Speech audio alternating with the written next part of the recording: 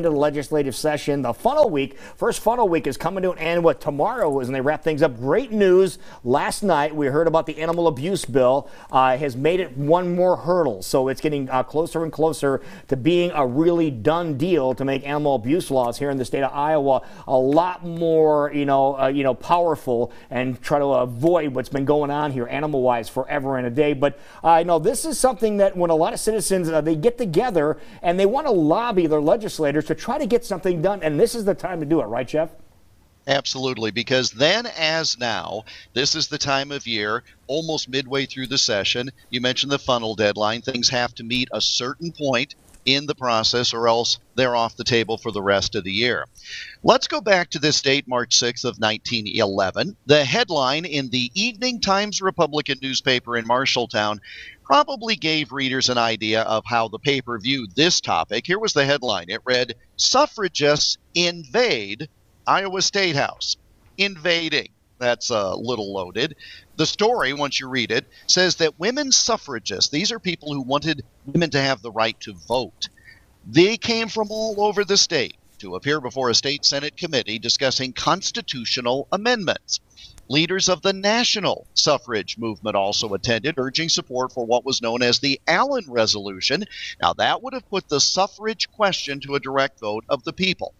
This was not just a women's issue, of course. One of those speaking on this date in 1911, the head of a group called the Men's League for Women's Suffrage. But this really wasn't a new effort, though, was it?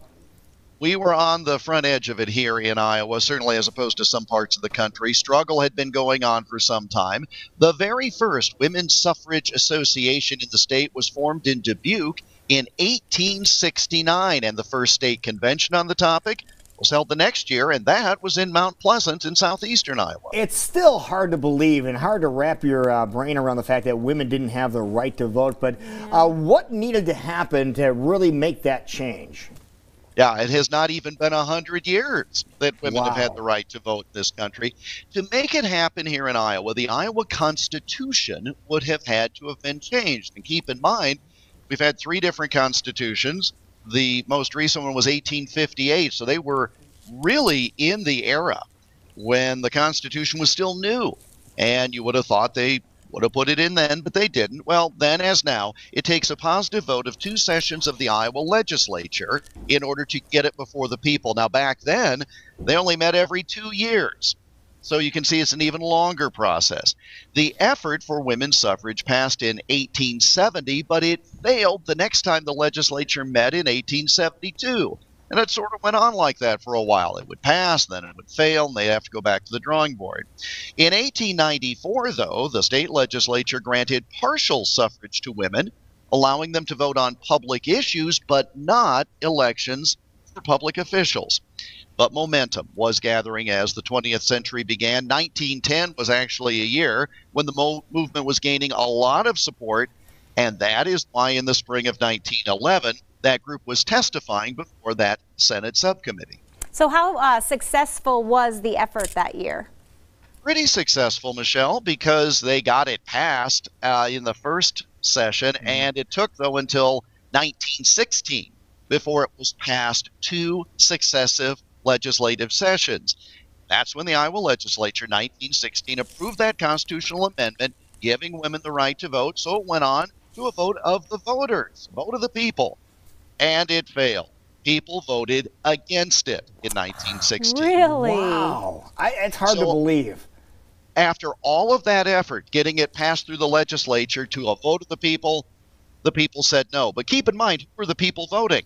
That's all true. Men. Yeah, that's true. Yeah. Wow, Actually, that's a very valid point. Even think about that. Yeah, still, it's hard to believe that. But finally, of course, well, absolutely. But finally, the U.S. Constitution was amended so women could vote throughout the U.S., and that was in 1920. Again, not even 100 years ago. But it was more than 60 years after we first started talking about it here in Iowa. And it only ultimately worked. It only ultimately passed due to the perseverance of dedicated Iowans like that group who invaded, if you will, the state capitol in Des Moines on this date in 1911. Yeah, and of course next year, the century mark for this going through, I'm sure there'll be a lot of talk about it next year as well, right, Jeff?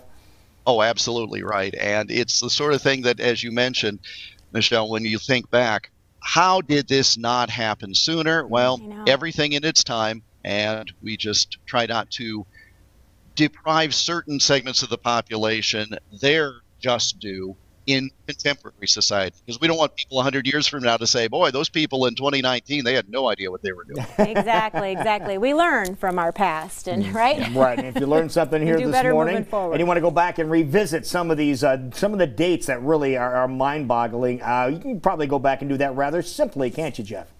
You can indeed. IowaAlmanac.com has this story and all the ones we talk about. Also follow us on Twitter and Instagram at Iowa Almanac. And I should mention one thing very briefly, because I know you have stuff to do, but this is the difference between TV and radio, what I'm going to tell you right here. Uh-oh, what's that? I seem to recall about a month ago or so, Jackie had a birthday, right? And so you guys have cakes and clowns, and it was like a parade. Yes. Okay. I had to not only go to an Iowa-based grocery store chain, the one that was founded in Sheraton, not Boone, if that helps limit it or narrow it down for you. Yeah, let's say I had to let's go say not only hi. bring my Let's say own treats- let's say hi to them right now. Okay. Okay. Oh, Okay. well, we could say hi at that. But not only did I have to go get my own treats, somebody out in the break room was complaining because there weren't enough kind of a certain kind of cookie. So this is the difference between radio and television. People right are there hard on to the table. please in either, though, just so you know. In either one, people are very hard to please. I like your new digs over there. They're obviously not new, but we normally see you in a different. I like this one. I like this one a lot. This one is actually where I do my radio show that starts at 10 o'clock in the morning, and I'm using it today because the camera failed in the other location. So never mind the cookies, I just had to get a camera to work. So who knows, maybe we'll, Well, I like it. maybe It we'll looks set up good. in You look here. good in there. Well, have a happy day, young man. I appreciate it. Maybe we'll set up in here tomorrow. Maybe we'll be down the street. Who knows? You never We'll know. just figure it out. Thank you, Jeff. Make it a great one. Thanks, guys. Okay. Bye-bye.